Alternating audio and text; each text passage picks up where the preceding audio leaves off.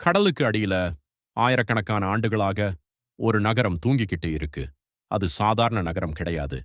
மகாபாரதத்துல சொல்லப்பட்ட கிருஷ்ணரின் துவாரகைன்னு பல ஆய்வாளர்கள் நம்புறாங்க.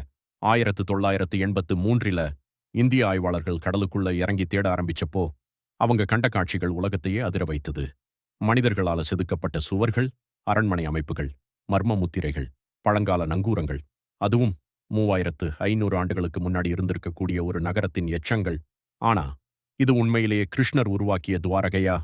இல்ல உலகத்திடமிருந்து மறைக்கப்பட்ட ஒரு வரலாறா? மகாபாரதத்துல வரக்கூடிய கிருஷ்ணர் யாதவர்களுடைய தலைவன். அவருடைய சொந்த ஊர் மதுரா. அங்கதான் கிருஷ்ணர் பிறந்தாரு. ஆனா, கம்சனோட கொடுமையிலிருந்து காப்பாத்துறதுக்காக கிருஷ்ணரை கோகுலத்துக்கு கொண்டு போய் அங்க வளர்க்கிறாங்க. காலம் கடக்குது. கிருஷ்ணர் வளர்ந்து மதுராவுக்கு திரும்ப வர்றாரு. அங்க தன்னுடைய மாமன் கம்சனை வதம் செய்றாரு. ஆனா, அதுக்கப்புறம் தான் மிகப்பெரிய ஆபத்து ஆரம்பிச்சது.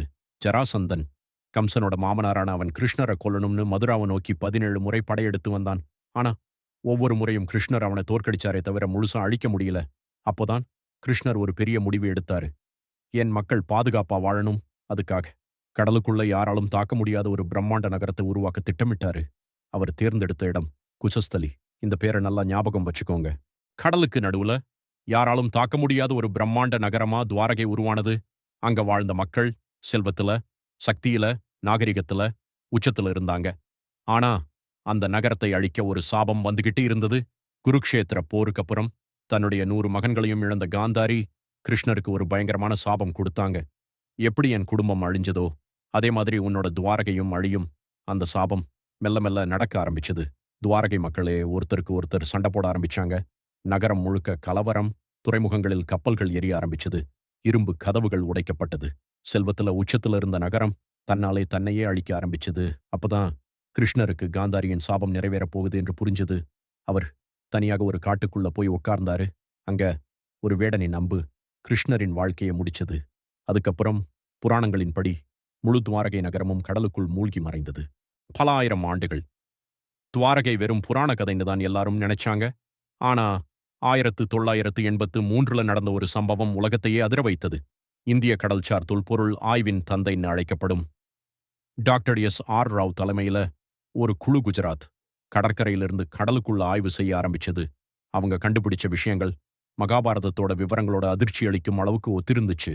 கடலுக்குள்ள மனிதர்களால் செதுக்கப்பட்ட நீண்ட சுவர்கள், தூண்கள் நின்னிருக்கக்கூடிய குழிகள், அரண்மனை அமைப்புகள், மேலும் 50க்கும் மேற்பட்ட முக்கோண நங்கூரங்கள் கிடைச்சது.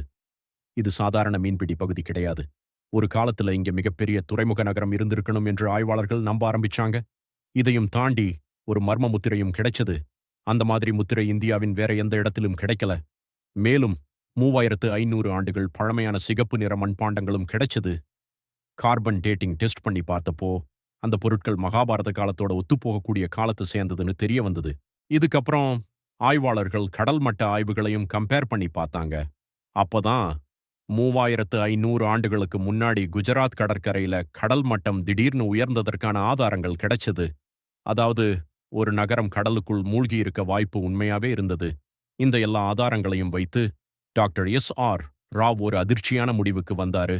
கடலுக்குள்ள கண்டுபிடிக்கப்பட்ட இந்த நகரம் மகாபாரதத்தில் சொல்லப்பட்ட துவாரகையாக இருக்கலாம். ஆனா, இங்கதான் மிகப்பெரிய மர்மம் ஆரம்பிக்குது. இவ்வளவு பெரிய கண்டுபிடிப்பு நடந்தும் ஏன் இன்னைக்கும் முழு தகவல்களும் வெளியே வரல? ஏன் அரசாங்கம் சில புகைப்படங்களை மட்டும் வெளியிட்டது? ஏன் இன்னும் நிறைய பொருட்கள் கடலுக்குள்ள இருந்தபடியே இருக்கு?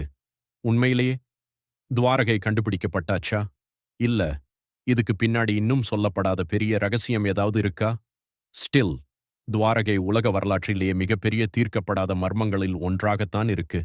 இந்த மர்மத்தை பற்றி நீங்க என்ன நினைக்கிறீங்க? கீழே கமெண்ட்ல சொல்லுங்க.